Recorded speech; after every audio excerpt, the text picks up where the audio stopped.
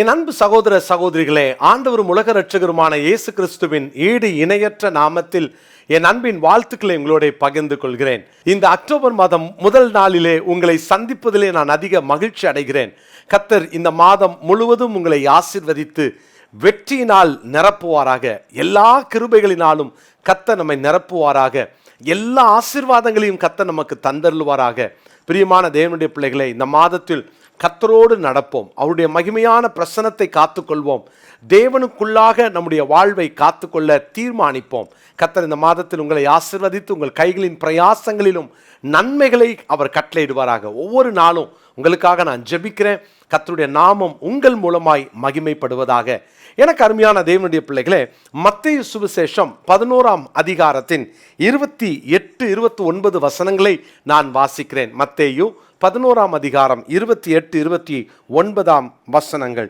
வருத்தப்பட்டு பாரம் சுமக்கிறவர்களே, நீங்கள் எல்லாரும் என்னிடத்தில் வாருங்கள், நான் உங்களுக்கு இளைப்பாறுதல் தருவேன். நான் சாந்தமும் மனத்தாழ்மையுமாய் இருக்கிறேன். என் நுகத்தை உங்கள் மேல் ஏற்றுக்கொண்டு என்னிடத்தில் கற்றுக்கொள்ளுங்கள், அப்பொழுது உங்கள் ஆத்துமாக்களுக்கு இளைப்பாறுதல் கிடைக்கும். பிரியமானவர்களே, இந்த உலகத்துல இளைப்பாறுதல் இல்லாமல், ரெஸ்ட் இல்லாம நிறைய பேருடைய வாழ்க்கை அங்கலாய்ப்போடு கூட போய்கொண்டிருக்கிறது.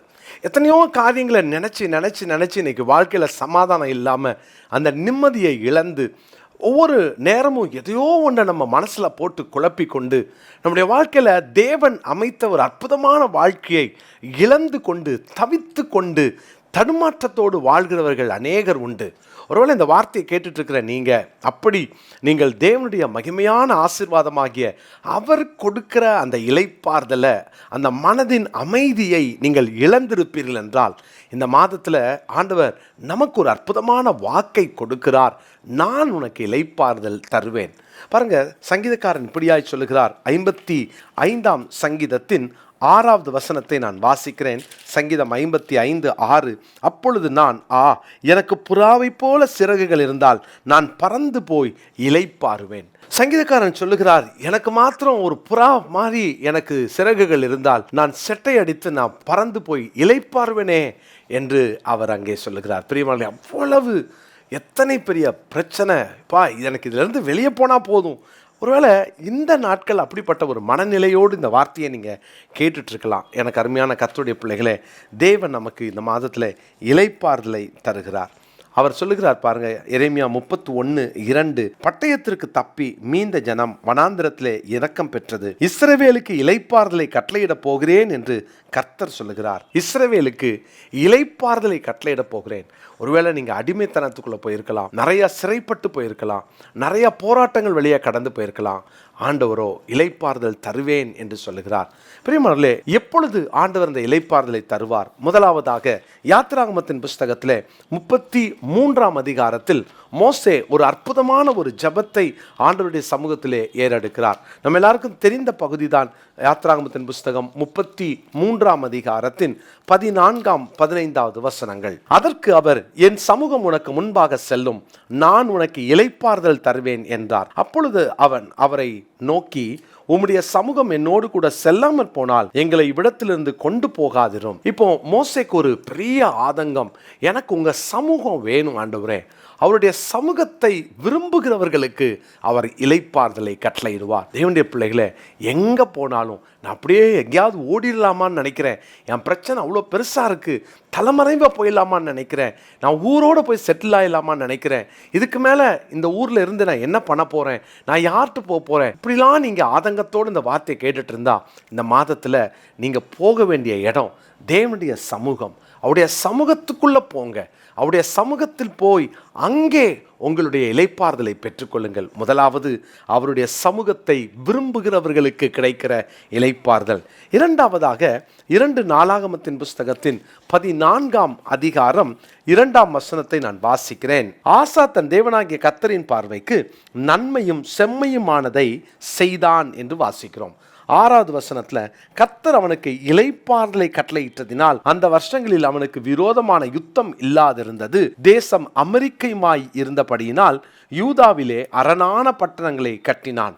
7ஆம் வசனத்திலையும் தேவனை தேடின போது சுற்றிலும் நமக்கு இளைப்பாறுதலை கட்டளையிட்டார் என்று சொல்லுகிறார். இரண்டாவது பார்த்தீங்கன்னா, அங்கே இந்த ஆசா தேவனை தேடி செம்மையானதை செய்ததினாலே, அவன் தேவனுக்கு பயந்து வாழ்ந்ததினாலே அவனுடைய வாழ்க்கையை பாருங்க, கர்த்தர் இளைப்பாறுதலை கட்டளையிட்டார். பிரியமானவர்களே, ஒருவேளை நீங்க நினைக்கலாம், நான் ஆண்டவருக்காக தானே வாழ்ந்தேன், இவ்வளோ நான் ஆண்டவருக்காக ஓடி ஏன் என் வாழ்க்கையில் இந்த பிரச்சனை நினைக்கிறீங்களா? பிரியமானவர்களே, அப்படிப்பட்ட ஒரு சூழ்நிலையிலும் கர்த்தருக்கு பயந்து நடக்கிற ஒரு வாழ்க்கை இருக்கும் என்றால், ஆசா அப்படிதான் அவனுடைய முதல் பகுதியில் தேவனுக்கு முன்பாக அவன் தேவனுடைய பார்வைக்கு நன்மையும் செம்மையுமானதை செய்தான் அப்படின்னு வாசிக்கிறோம். இதுதான் ஒரு தேவ மனுஷன் நிலைப்பாறுதலை பெறுவதற்கான இரண்டாவது ரகசியம். முதலாவது சொன்னேன், தேவ சமூகத்தை விரும்புங்க. இரண்டாவது, தேவனுக்கு பயந்து நடக்கிற அனுபவம். ஆண்டவருக்கு பயந்து நடக்கிற யாராக இருந்தாலும் கர்த்தர் அவர்களுக்கு இளைப்பாறுதலை கட்டளையிடுவார். பிரியமான தேவனுடைய பிள்ளைகளே, உங்கள் தனிப்பட்ட வாழ்க்கையில் ஒருவேளை ஆண்டவருக்கு பயப்படுற பயம் இல்லாமல் பாவங்களை துணிகரமாய் செய்து ஆண்டவரை விட்டு வெகு தூரம் போயிருப்பீங்கன்னு சொன்னால், இன்னைக்கு மறுபடியுமாய் தேவ சமூகத்துக்கு வருவீங்களா? ஆண்டவரை தேடுவீங்களா? ஆண்டவருக்கு பயந்து நடக்கிற ஒரு தீர்மானத்தை எடுப்பீங்களா? கர்த்தருக்கு பயப்படுறதை மட்டும் ஒரு நாள் விட்டுறாதீங்க. கர்த்தர் உங்களை ஆசீர்வதிப்பார். மூன்றாவதாக, எப்போ அந்த இளைப்பாறுதலை தருவார் தெரியுமா? எரேமியா தீர்க்கதரிசன புஸ்தகம் 6ஆம் அதிகாரம் 16வது வசனத்தை நான் படிக்கிறேன். எரேமியா 6ஆம் அதிகாரம் 16வது வசனம். வழிகளிலே நின்று பூர்வ பாதைகள் எவை என்று கேட்டு விசாரித்து நல்ல வழி எங்கே என்று பார்த்து அதிலே நடவுங்கள், அப்பொழுது உங்கள் ஆத்மாவுக்கு இளைப்பாறுதல் கிடைக்கும் என்று கர்த்தர் சொல்லுகிறார். அவர்களோ நாங்கள் அதிலே நடக்க மாட்டோம் என்றார்கள். மூன்றாவது, சீராக நடக்க கற்றுக்கொள்வோம். எப்போதும் தேவனுடைய பாதையிலே நடக்க கற்றுக்கொள்வோம். அதுதான் பூர்வ பாதை, அதுதான் நல்ல பாதை. தேவன் நமக்கு வகுத்த வழிகள் நல்ல பாதையில், சீரான பாதையிலே யாரெல்லாம் போறாங்களோ அவங்களுக்கு இளைப்பாறுதல். இன்னைக்கு ஒரு வேளை பார்க்கறதற்கு ஒரு பிரச்சனையும் புயல் காற்றும் வீசுவதை போல இருக்கலாம். கர்த்தருக்கு முன்னால சீரா நம்ம போறோம் தானே, வேதத்துக்கு பயந்து நடக்கிறோம் தானே, கர்த்தர் கண்டிப்பா ஒரு இளைப்பாறுதலை இந்த மாதம் உங்களுக்கு கட்டளையிடுவார். தேவனுடைய பிள்ளைகளே, பயப்படாதீங்க. அவர் சமூகத்தை விரும்புங்க. ரெண்டாவது, அவருக்கு பயந்து நடக்க தீர்மானம் பண்ணுவோம். மூன்றாவது, அவர் பாதையிலே நாம் செல்லுவோம். அவர் என்ன பாதையில் போனாரோ அந்த பாதையிலே போவதற்கு தீர்மானம் எடுப்போம். நிச்சயமாய் நம்முடைய ஆத்மாவுக்கு ஒரு இளைப்பாறுதலை தருவார். இந்த மாதம் என்னென்னலாம் ஒரு போராட்டங்களோடு, பிரச்சனைகளோடு, அல்லது ஒரு பெரிய புயல் காற்றோடு இந்த மாதத்துக்குள்ளே பிரவேசித்தீங்களோ எல்லாவற்றையும் அமர்த்தி ஒரு சமாதானமான ஒரு சூழ்நிலையை கர்த்தர் நமக்காக ஏற்படுத்துவார். சோர்ந்து போகாதீங்க. ஆண்டவருடைய சமூகத்திலே கற்றுக்கொண்டு அவர் சமூகத்திலே வாழ்ந்து அவருக்கு பயந்து நடந்து அவர் வழிகளிலே நடக்கிற யாராக இருந்தாலும் அவர் இளைப்பாறுதலை தருவார். மத்தேயு சுவிசேஷம் 11:29 இந்த நாளுக்குரிய மனப்பாட வசனமாய் குறித்து கொள்வோம். மத்தேயு 11:29. ஜெபிக்கலாமா? நல்ல தகப்பனே, இந்த அக்டோபர் மாதம் முதல் தேதியில் எங்கள் ஆத்மாவுக்கு இளைப்பாறுதல் தருவேன்னு நீங்கள் கொடுத்த வாக்கு தத்தத்துக்காக ஸ்தோத்திரம். எங்களுக்கு இளைப்பாறுதல் கொடுக்கிற தேவன் நீர்.